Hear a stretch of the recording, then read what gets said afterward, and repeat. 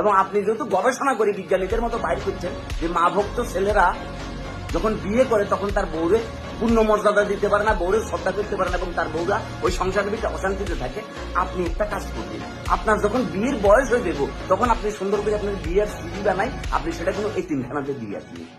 তাহলে আর মা ভক্ত ছেলে কি আপনার জীবনে পাইতে হইতো না? তাহলে আপনি যে কোনো এতিম ছেলেকে নিয়ে তাকে নিয়ে সংসার করবেন, সুখে দেখবেন, শান্তিতে দেখবেন।